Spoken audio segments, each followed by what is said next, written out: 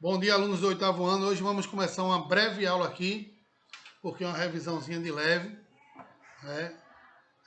Para a nossa prova que vamos trabalhar com capitalismo e socialismo. Deixa eu ver qual é o capítulo aqui do livro para vocês estudarem aí na casa de vocês. Se não quiser assistir somente a... capítulo 3, sistemas econômicos, né? Vamos trabalhar com o capitalismo e o socialismo. Veja só. Os dois sistemas, por muito tempo, eles perduraram no Brasil, principalmente logo após a Segunda Guerra Mundial, quando iniciou-se a Guerra Fria.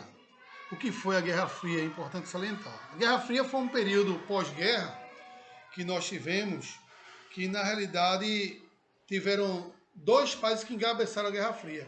Os Estados Unidos, que liderava o sistema capitalista, e a ex-União Soviética, né, que encabeçava o sistema socialista.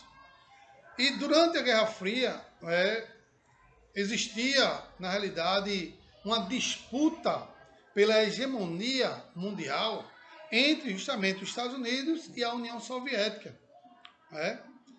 E essa disputa teve como grande fiéis a corrida espacial e a corrida armamentista, onde os Estados Unidos mandava foguetes para o espaço, a União Soviética também mandava, mostrando também o poderio bélico, militar de cada um. A União Soviética fazia desfiles militares, mostrando que tinha poder, principalmente de armamento e destruição em massa. Tudo isso aí, mas não houve um derramamento de sangue. Essa Guerra Fria, como o próprio nome já diz, foi uma guerra meramente ideológica, onde quem prevaleceu com isso tudo foi o sistema capitalista. Por quê? Porque, na realidade, durante essa Guerra Fria, o mundo foi bipolarizado. Teve a bipolarização entre o sistema capitalista e o sistema socialista. O sistema capitalista, que era um sistema mais aberto para o mundo, onde existiam relações comerciais entre grande parte dos países que eram capitalistas no mundo, e aí, consequentemente, os países que eram capitalistas, eles passaram a se desenvolver mais rápido do que os países socialistas. E aí o que acontece? Quais as características do capitalismo? Capitalismo eu tenho propriedade privada, lei da oferta e procura, lucro e a livre iniciativa. Entre esses, o lucro é o principal objetivo, a principal característica do capitalismo. Se eu vim para perguntar na prova qual a principal característica do capitalismo, é o lucro. O lucro é a principal característica do capitalismo, que é o sistema que nós vivenciamos na atualidade, na atual conjuntura. O Brasil estava quase indo para o sistema socialista durante o governo do PT. Mas o sistema socialista, ele nunca deu certo em lugar nenhum do mundo. Tanto é que está mais do que comprovado. Por exemplo, quando a gente teve a bipolarização do mundo, quando acabou essa Guerra Fria e a União Soviética ela foi desmembrada, transformando-se em Rússia e a CEI, a Comunidade dos Estados Independentes, os países que passaram a se tornar CEI, a Comunidade dos Estados Independentes, hoje fazem parte da Europa pobre, que passou uma boa parte regida pelo regime socialista. E aí, consequentemente, vendo que o sistema capitalista era um sistema que era mais promissor economicamente para o mundo, os países que eram até então regidos pelo sistema socialista começaram a pressionar o seu governo, e Mikhail Gorbachev, que foi o último presidente socialista da ex-União Soviética, resolveu ceder e acabou com o regime socialista na União Soviética, se tornando Rússia, e aí houve esse desmembramento, e os outros países que continuaram sendo socialistas começaram a definhar, como a antiga Tchecoslováquia, né? E aí quando acabou esse sistema, ele virou República Tcheca e Eslováquia, a própria Iugoslávia também, né? E se desmembrou, e aí surgiram outros países, e aí deixaram de ser países socialistas, né? E começaram a ser capitalistas. Não é que o sistema capitalista é o melhor do mundo, não, mas é o que tem para hoje. Se inventasse outro sistema econômico que desbancasse o sistema socialista, O socialismo era bom. Quando? Na época de Karl Marx. Quando Karl Marx inventou o sistema socialista, aí sim se tinha um sistema de qualidade, né, onde você não tinha exploração do homem pelo homem que existe no sistema capitalista, né, onde as pessoas eram donas do seu próprio negócio e formavam cooperativas e tinham lucro dividido para todo mundo igualitariamente. E aí você não tinha essa divisão de classe social. Que no capitalismo existe uma divisão de classe social, né? Pobre, classe média, classe rica e classe muito rica, onde o capital está concentrado na mão da minoria, que é essa classe muito rica. A maioria, que são os pobres, né, e classe média, não tem tanta concentração de capital assim não, mas que, na realidade, as pessoas sobrevivem e têm a liberdade de poder abrir o seu próprio negócio, de poder se organizar, de poder batalhar. E a luta diferente no sistema socialista, onde você está sempre na mão do governo, sempre na mão do ditador. Você vê um exemplo disso aí hoje em Cuba, né? Hoje na Venezuela, né? No Vietnã, países que são só na Coreia do Norte, países que são socialistas no mundo, que não conseguem se desenvolver, onde as pessoas ficam presas, atreladas a tudo isso aí. Infelizmente, é assim que funciona o sistema socialista. E eu não sei por que as pessoas brigam tanto para ter o sistema socialista aqui no Brasil, porque é um sistema que nunca deu certo em canto nenhum. É porque, infelizmente, o sistema socialista que estava aqui implantado no Brasil estava dando muito direito às pessoas que não tinham condições de trabalhar, estavam dando muito auxílio e etc., mas eles estavam dando auxílio para fazer a maquiagem, para se fortalecerem por baixo dos panos e depois vir com a rebordosa, né? Que aí, infelizmente, as coisas iriam piorar cada vez mais, como depois que assumiu o governo de Bolsonaro, foi verificado que tinha muita coisa errada no Brasil, verificou-se muito roubo, muito dinheiro que foi retirado dos nossos cofres públicos, muito enriquecimento ilícito, muita falcatrua, e aí as pessoas ainda defendem, porque foi dado Bolsa Família, foi dado fiéis. Vou dizer uma coisa a vocês, esse negócio de fiéis é a coisa mais enganação do mundo. Por quê? O cara vai entrar na faculdade com fiéis. Toda faculdade hoje aí, ela aceita fiéis. Né? Por quê? O dono da faculdade quer saber do dinheiro. Qualidade de ensino que é bom, nada. Por isso que hoje em dia, mesmo de faculdade, um batendo na outra particular, sem qualidade de ensino nenhum. E aí o que acontece? O cara vai, entra na faculdade dessa, termina, se forma, e aí vai para o mercado de trabalho. Consegue entrar? Não. Porque o cara vai ver seu currículo, vai ver onde tu se formou, e aí ele não vai aceitar, porque ele vai aceitar quem se formou na Federal, uma faculdade que tem renome, uma faculdade de qualidade, onde formam pessoas de qualificação profissional. E aí você fica fora do mercado de trabalho e o FIES tu tem que pagar depois. Depois de 1 ou 2 anos que se forma, se eu não me engano, você tem que começar a pagar. E aí, tu não arrumar seu emprego bom, como é que tu vai pagar? Então é complicado, né? Tem muita gente hoje devendo ao governo, muita cofre público aí arrombados, não é? Sem dinheiro nenhum, não é? E o Brasil cada vez mais afundando, economicamente falando. Por quê? Porque foi adotado um sistema anteriormente onde difundiu-se todo o processo econômico brasileiro, né? Acabou com todo o processo econômico brasileiro, né? E o governo do PT, quando assumiu o governo, pegou o Brasil bem das pernas com o Plano Real que foi adotado por Fernando Henrique Cardoso, né? O cofre cheio de dinheiro, e aí o cara bom no bom é bom demais, o cara se vê o cara bom no ruim, né? Bom no ruim, ainda pessoas querendo perseguir o cara, sem deixar o cara governar como Bolsonaro. Eu digo a você, se eu fosse presidente igual a Bolsonaro, eu já tinha renunciado há muito tempo, eu não ia aguentar tanta pressão não. Aquele cara é um cara de fibra, um cara que aguenta as coisas, né? Porque é muita pressão em cima do cara, o cara que tenta governar o Brasil da melhor forma possível. Tudo bem que ele fala muita besteira, mas a intenção dele é muito boa para governar o Brasil e que não deixam governar. Deixa o cara trabalhar para a gente ver se o Brasil não dá certo. E eu digo mais, viu? Ele vai ser reeleito. Ele vai ser reeleito. Vocês que estão torcendo contra, que a coisa mais errada do mundo é torcer contra o Brasil, né? Você tem que torcer a favor. Se não der certo, a gente bota para fora. A gente não pode atrapalhar, entendeu? E colocar um governo socialista no mundo aí, no Brasil que acabe com nossas perspectivas de futuro? Pode de jeito nenhum. Então, o sistema socialista é um sistema onde as pessoas não têm liberdade de expressão, não têm propriedade privada, são tudo estatal, diferente do caráter do sistema capitalista. Né? No sistema capitalista você tem liberdade de expressão, você tem livre iniciativa, você pode abrir o que você quiser, você tem sua propriedade privada, é claro que tem que pagar os impostos, como em todo canto você tem que pagar os impostos. Né? Você tem o principal, que é o lucro. Né?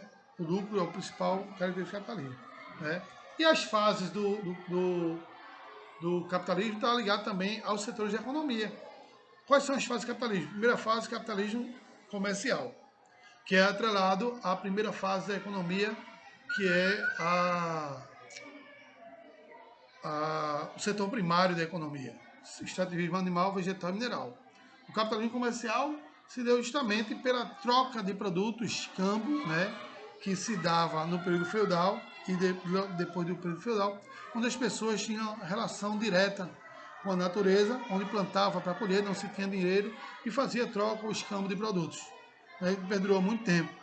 E aí nós tivemos uma pouca movimentação do capital, só já no surgimento da segunda fase do capitalismo, o capitalismo financeiro, é que veio surgir o capital, veio surgir o dinheiro e, consequentemente, passou-se a ter um pouquinho mais de força o capitalismo comercial. Mas o capitalismo comercial é ligado praticamente ao setor primário da economia. E aí veio o capitalismo industrial. Eu falei o capitalismo financeiro, não, industrial. Foi quando o capitalismo comercial começou a ter um pouquinho de força, quando veio a Revolução Industrial no século XVIII, já surgiam alguns dinheiros, algumas moedas, e aí, consequentemente, dando um fortalecimento maior. O capitalismo industrial é ligado ao segundo setor da economia, o setor secundário, que são as indústrias. A indústria é de fundamental importância para qualquer tipo de país do mundo. Por quê? Eu dou um exemplo a vocês do Brasil. O Brasil, até a década de 90, tínhamos uma indústria de péssima qualidade aqui no Brasil, onde o Brasil não era bem visto no mundo afora em relação às transações econômicas comerciais. Isso relacionado ao produto industrializado. O Brasil não tinha uma boa indústria. E aí o que acontece? Quando o governo Fernando Collor de Mello abriu o mercado nacional para o mercado internacional, o governo Fernando Collor de Mello fez com que as coisas começassem a fluir. Por quê? A indústria multinacional chegou com produto de boa qualidade e as nacionais começaram a ter que se equiparar a essa indústria, porque senão fechariam. Algumas fecharam, não conseguiram equiparar o seu processo de produtividade. E outras não conseguiram equiparar e melhorar a sua produtividade e ser bem aceita no mercado internacional. Como ocorreu, por exemplo, com a sandália havaiana. A sandália havaiana é um exemplo disso, que até a década de 80 e 90 produzia uma sandália que era muito popular, só quem tinha sandália eram as pessoas de baixa renda, que posteriormente ela passou a ser bem aceita pelo mundo inteiro por conta da concorrência da Samoa, da Katina Surf, da Hardy, entre outras empresas de calçados que chegaram aqui no Brasil e aí, consequentemente, fez com que o nosso setor calçadício e nosso industrial ele passasse a produzir cada vez mais. E aí, consequentemente, o Brasil começou a exportar produtos industrializados, atraindo capital estrangeiro para dentro do nosso país, aumentando com isso a nossa balança comercial. E a balança comercial brasileira começou a ficar com um superávit a partir de então. E aí, consequentemente, depois veio a estabilização econômica com a criação do real durante o governo de Fernando Henrique Cardoso, e isso, da sua vez, fez com que o brasileiro passasse a ter um poder de compra maior. Esse poder de compra maior fez com que a nossa economia se movimentasse cada vez mais, nós tivéssemos um crescimento econômico jamais visto antigamente, deixamos de ser um país devedor, passamos a ser então um país credor, passamos a emprestar dinheiro para outros países aí afora, fortalecendo a nossa balança comercial. Além disso, o nosso setor agrícola também se fortaleceu muito com o surgimento das agroindústrias. O Brasil passou a fortalecer a sua economia através da criação da agroindústria e, consequentemente, essa agroindústria promoveu aí o aumento maior ainda do processo de exportação agroindustriais, já que o Brasil é um país autossuficiente no que se respeita à agricultura, um país exportador de produtos agrícolas, fortalecendo assim ainda mais o nosso poderio. E aí, consequentemente, com o surgimento da indústria, né, com esse, apesar dela ter chegado no Brasil tardiamente, né, 100 anos após o que ocorreu na Revolução Industrial na Inglaterra, veio chegar a indústria aqui no Brasil, mas o Brasil ele começou a se envolver a partir da década de 90. E aí passamos a ter também a terceira fase do capitalismo, que é o capitalismo comercial. O capitalismo comercial surgiu justamente por conta do processo, né, de crescimento econômico a partir da indústria. O acúmulo de capital através das exportações, né, fortaleceu assim a nossa economia. O Brasil, o mundo na realidade passou a ter um novo perfil e aí tiveram que surgir os bancos, financeiras, porque tinha que se guardar dinheiro, né? Se o dinheiro estava fluindo através do crescimento industrial, tinha que se guardar dinheiro. E aí começou a surgir o setor terciário da economia, né? Comércio, serviço e turismo. Serviços, bancos, escolas, segurança pública, etc. O comércio fortaleceu tanto no comércio interno como no comércio internacional, que o internacional ele é de fundamental importância, porque ele atrai capital estrangeiro, fortalecendo a nossa balança comercial. Já o comércio interno, ele produz assim o crescimento do PIB, que é o Produto Interno Bruto do país. Se eu tenho um crescimento do PIB, né, isso está relacionado também até às multinacionais que entram e comercializam no nosso país, né, por conta do crescimento do capitalismo. O capitalismo ele não tem também seu lado só bom não, porque o lado ruim do capitalismo é a questão ambiental, né, porque de certa forma o capitalismo ele impacta o meio ambiente muito, porque há o aumento do consumismo em busca do lucro das sociedades e, consequentemente, a necessidade da ampliação das fronteiras agrícolas, a necessidade de criação de indústrias que acabam emitindo poluentes na atmosfera, que, por sua vez, acabam danificando o meio ambiente. Então, esse processo é um processo pelo qual tem que ser visto com muito carinho, com muita calma, porque é o lado ruim do capitalismo. O capitalismo ele causa um forte impacto ambiental. O consumismo da sociedade, porque a sociedade ela está crescendo economicamente e, de certa forma, está tendo um poderio de compra maior. E isso, de certa forma, faz com que as pessoas acabem consumindo cada vez mais e obrigando as fábricas a produzirem largamente e a vegetação também seja desaparecida por conta da ocupação das áreas de fronteiras agrícolas. Infelizmente, isso é um processo que não tem como parar. O progresso está aí para isso, né? E as pessoas dão burro em ponta de faca falando das questões ambientais, mas que infelizmente é um caminho sem volta. Que a gente vai sofrer muito com isso no futuro, né, por conta dessa consumismo exagerado do capitalismo mundial, né? A gente tem que começar a ver as coisas de uma outra forma, né? Tem que se ter um carinho maior com o nosso ambiente, as pessoas têm que se conscientizar, os governantes têm que começar a tomar medidas mitigadoras, né, para que esses impactos ambientais sejam minimizados, né, colocar leis, porque infelizmente as pessoas só correm atrás das coisas quando se tem uma lei que vai tirar o dinheiro do seu próprio bolso. E aí, consequentemente, tem que se fazer esse processo de uma forma bem cautelosa para que os impactos ambientais não venham ser causados com o decorrer do tempo, decorrer do dia a dia.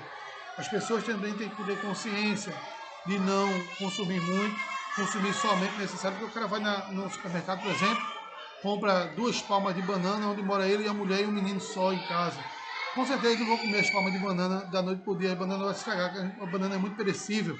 Ele vai ter que jogar no lixo. O cara compra 20 laranjas, né? E aí o cara nem sequer tem um espremedor de laranja para fazer suco em casa. E aí vai acabar estragando laranja, vai para o lixo também. Então tudo isso aí, a gente tem que começar a se policiar para melhorar essa questão do consumismo, né? Porque o capitalismo está relacionado a isso, a esse autoconsumismo que a sociedade tem nos últimos anos. Ok? Então, gente, vamos encerrando por aqui nossa aula, não é? Hoje foi uma pequena aula só de 20 minutos, porque é uma revisão, não é? Não tem como nós nos alongarmos mais, porque... Pode entrar. Não tem como nos alongarmos mais, porque nossa prova está em cima disso aí, né? Então, que Deus abençoe a todos, façam a prova com calma, não, por favor, não peguem um livro para acompanhar a prova, façam com calma, com carinho, sejam conscientes com vocês mesmos, sejam honestos com vocês mesmos, vocês vão ver que tudo vai dar certo. Um abraço a todos e que Deus abençoe. Até a próxima.